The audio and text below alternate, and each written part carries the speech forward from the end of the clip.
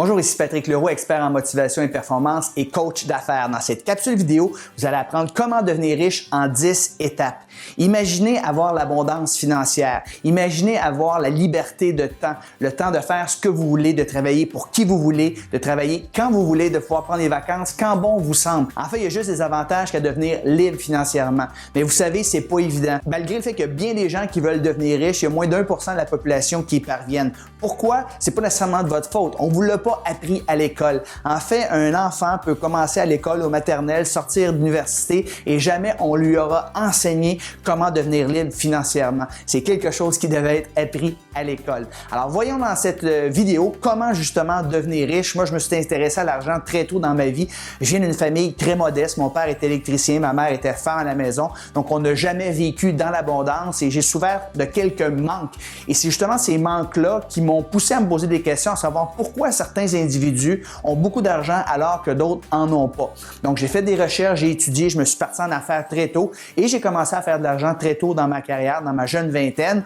Mais c'est pas tout que de faire l'argent. Il faut également apprendre à la garder. Alors, je dépensais tout l'argent que je gagnais. Alors, c'est pas le nombre d'argent que vous faites qui est important, c'est ce qui reste à la fin. Donc, j'ai dû apprendre, j'ai dû me former davantage pour savoir justement comment conserver le patrimoine que j'accumulais. Donc, voyons immédiatement 10 idées pour vous aider justement à devenir libre financièrement. Prenez un crayon papier, attention, ça va aller vite. Si ce n'est pas déjà fait, s'il vous plaît, abonnez-vous à ma page Facebook ou à ma chaîne YouTube. Donc, vous serez les premiers informés des nouvelles vidéos que je vais mettre en ligne. Donc, la première idée que je vais partager avec vous, c'est la suivante. Vous devez prendre la décision de devenir riche. Devenir riche, c'est un choix. On a le choix dans la vie d'être riche ou d'être pauvre. Vous allez dire, oui, Patrick, c'est pas aussi évident que ça.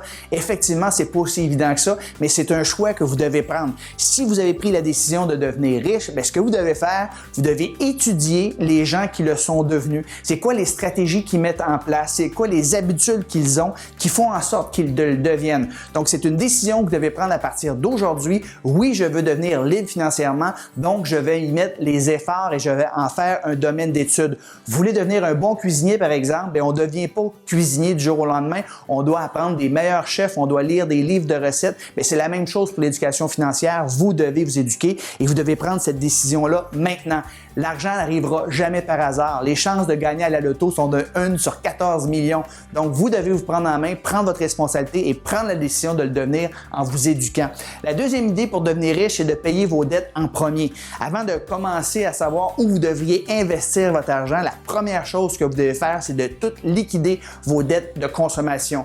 En fait, les seules dettes que vous devriez avoir, c'est votre hypothèque, par exemple, si vous habitez dans une maison. Mais tous les dettes de consommation, que ce soit les voyages, que ce soit des restaurants, que ce soit des vêtements, que ce soit des sorties, par exemple, un spectacle au Centre Bell que vous allez aller voir, ne payez jamais ce type de dépenses si vous n'avez pas d'argent avec vous. Alors, évitez l'endettement. C'est la première chose que vous devez faire, c'est de vous débarrasser de vos dettes et vous pourriez même consolider toutes vos dettes ensemble, par exemple, à un taux d'intérêt moindre que du 20%, par exemple. Vous pourriez tout avoir vos dettes au même endroit à 10%. Et là, vous allez consacrer un montant, par exemple 300 $ par mois, jusqu'à temps que votre dette ait disparu. Ça pourra prendre 2 ans, 3 ans, puis une fois que votre dette aura disparu, bien, le 300 $ que vous allez avoir, là, vous pourrez penser à l'investir dans un véhicule de placement quelconque. Mais la première chose que vous devez faire, si vous voulez devenir riche, c'est de vous débarrasser de toutes vos dettes. La troisième idée, c'est de payer comptant.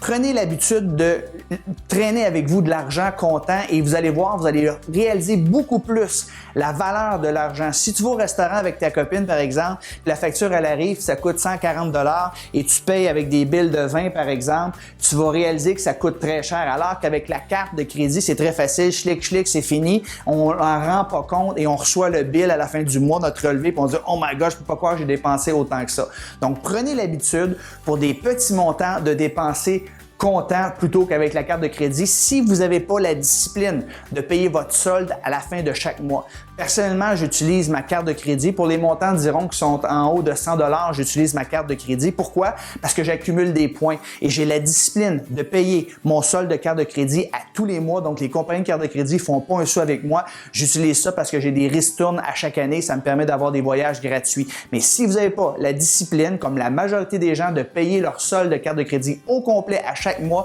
prenez l'habitude, s'il vous plaît, de payer comptant à partir de maintenant. Quatrième idée qui va vous permettre de devenir riche, cherchez chercher les aubaines. Avant d'acheter quoi que ce soit, prenez le téléphone et magasinez.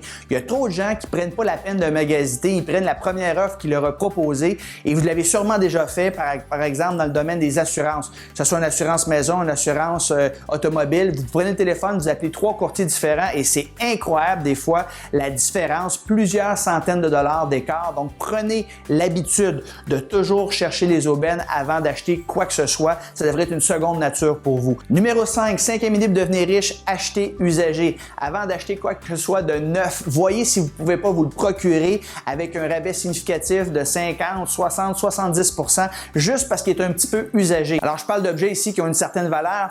Exemple, il n'y a pas longtemps, on voulait acheter un kayak pour la famille à notre maison de campagne et le kayak que je désirais valait 800 $ neuf. Alors, ce que j'ai fait, tout simplement, je suis allé sur les annonces classées, j'ai fait des recherches et j'ai trouvé le même kayak que j'ai pu me procurer à 380 $ seulement. Au lieu de 800 $, il était pratiquement neuf. Donc, faites l'effort de faire des recherches sur les petites annonces avant de vous acheter quelque chose de neuf. Soyez pas trop snob de toujours vouloir quelque chose de neuf parce que souvent, on se tanne de ces choses-là, on l'utilise pas souvent. Je me rappelle, il y a quelques années, on voulait acheter un chariot double pour nos 2 filles quand elles étaient petites, ça coûtait 900 $. C'était très cher et j'ai pu me le procurer à seulement 300 $ sur les annonces classées. Je l'ai revendu 2 ans plus tard à 240 $. Il m'a coûté 60 $ pour 2 ans d'utilisation. Donc, prenez l'habitude, sur une vie au complet, ça fait une grosse différence. Si vous achetez usagé, vous allez sauver énormément d'argent. Sixième idée pour devenir riche, s'il vous plaît, apprenez à négocier. Soyez un bon négociateur. À toutes les fois que vous achetez des objets de valeur, lorsque vous êtes sur un marchand, un commerçant, bien, demandez un rabais. Le pire qu'il va vous dire, c'est non. Si vous êtes capable d'obtenir 20% de rabais, par exemple, par expérience, là, une fois sur 3 au moins, ils vont vous l'accorder si vous le demandez. Bien, sur une vie au complète, ça fait une différence énorme. Et si vous êtes un expert à la négociation, vous pourrez faire l'équivalent d'un salaire annuel d'un travailleur en une seule transaction. Ici, je parle de négociation au niveau de l'immobilier. Il est très fréquent qu'il y a des gens qui veulent vendre leur maison à perte ou perdre de l'argent justement parce qu'il y a un décès, parce qu'il y a un transfert, parce qu'il y a un divorce. Alors, ces gens-là veulent vendre, vous leur rendez service, vous leur débarrassez de leur propriété, mais vous allez l'acheter peut-être à 20, 30, 40, 50 000 sous l'évaluation marchande parce que la personne veut vendre maintenant. Et si vous faites ça à toutes les 2 ou 3 ans, bien, c'est une façon facile de s'enrichir sans quitter son emploi. Donc, devenez un expert dans l'art de négociation et le pire que vous allez vous faire dire lorsque vous allez faire des offres, c'est non, désolé. Parfois, vous devrez faire 5, 10 offres avant qu'une soit acceptée, mais lorsqu'elle est acceptée, vous pourrez faire 50 000 $ de profit parce que l'argent dans l'immobilier se fait à l'achat et là, vous popez le champagne, vous venez de faire 50 000 $ sur une transaction. En fait, vous allez faire votre 50 000 quand vous allez revendre la propriété, mais l'argent se fait à l'achat. Donc, devenez un expert de la négociation, c'est une des façons de s'enrichir. Septième idée pour devenir riche, payez-vous en premier. Les gens pauvres payent leurs dépenses en premier, puis s'il en reste, ils vont économiser. Les gens riches, ce qu'ils font, c'est qu'ils se payent en premier. C'est-à-dire qu'ils vont voir leur banquier, qu'ils vont voir leur conseiller financier, puis ils leur demandent de prendre un montant X, ça peut être 10% de vos revenus mensuels, par exemple, et de le mettre dans un compte d'épargne où vous ne pourrez pas toucher en premier. Puis par la suite, avec ce qui reste, bien, les gens riches s'organisent pour payer leurs dépenses. Donc, ils se payent en premier de façon automatique. C'est une des façons de devenir riche. Si vous attendez d'avoir un surplus pour économiser, bien, vous savez très bien comme moi, vous économiserez jamais. Pourquoi?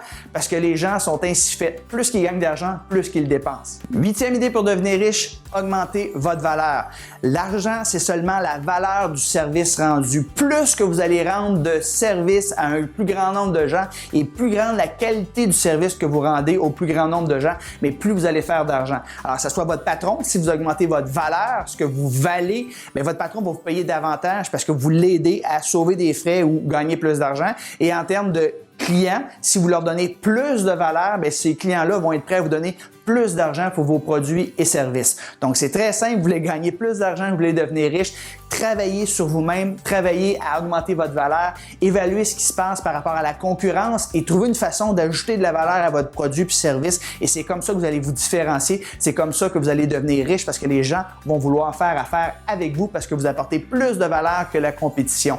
Neuvième idée pour devenir riche, s'il vous plaît, ayez plusieurs sources de revenus. Les gens pauvres, la plupart des gens sont salariés, 96% de la population, alors ils ont une seule source de revenus. Alors qu'est-ce qui se passe s'ils perdent leur emploi? Ils n'ont plus de source de revenus, ça va très mal. Les gens qui sont riches ont des multiples sources de revenus. Personnellement, dans mon entreprise, j'ai 15 sources de revenus, donc j'ai de l'argent qui vient de 15 endroits.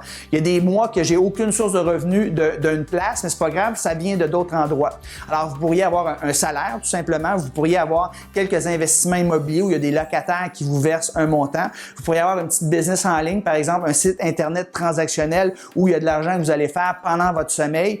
J'enseigne ça dans une autre formation. Donc, il y a une façon pour vous d'avoir des sources multiples de revenus. Mon but, c'est toujours d'ajouter une source de revenus, si possible, le plus passif qui soit à chaque année. Donc, après plusieurs années, après 15 ans, vous serez aussi en mesure d'avoir 15 sources de revenus et c'est comme ça qu'on devient libre financièrement. Vous ne deviendrez pas libre financièrement en échangeant votre temps contre de l'argent parce que vous êtes quand même assez limité par rapport à ce que vous pouvez gagner comme salarié et vous avez seulement 40 heures par semaine. Et finalement, dernière idée, pour devenir riche, c'est d'investir vos surplus dans des actifs plutôt que dans des passifs. C'est quoi la différence? Un passif, c'est quelque chose qui coûte de l'argent et qui déprécie en valeur. Par exemple, si tu achètes un Sea-Doo, si tu achètes un bateau, si tu achètes un Winnebago, c'est quelque chose qui diminue dans le temps. Alors qu'un actif, c'est quelque chose que tu investis et qui augmente en valeur. Alors, par exemple, un immeuble à revenu, tu vas investir dans une entreprise, par exemple, qui va augmenter. Et si vous voulez devenir riche, vous devez faire la distinction entre un actif et un passif et vous devez toujours investir vos surplus dans des actifs plutôt que des passifs. Et la plupart des gens, ce qu'ils font, aussitôt qu'ils ont de l'argent de lousse, aussitôt qu'ils ont plus d'argent que d'habitude, ils vont l'investir. En fait, c'est pas un investissement, c'est une dépense. Ils vont dépenser dans un passif. Alors, voyez la différence entre les deux et vous devez apprendre à continuer à garder le même style de vie, à garder ce que vous avez présentement malgré que vos revenus vont augmenter et le surplus, vous l'investir dans des actifs qui, eux, vont vous rapporter de l'argent, qui vont augmenter en valeur. C'est comme ça qu'on devient libre financièrement. Alors, j'espère que vous avez apprécié les 10 idées que je vous ai partagées afin de devenir libre financièrement.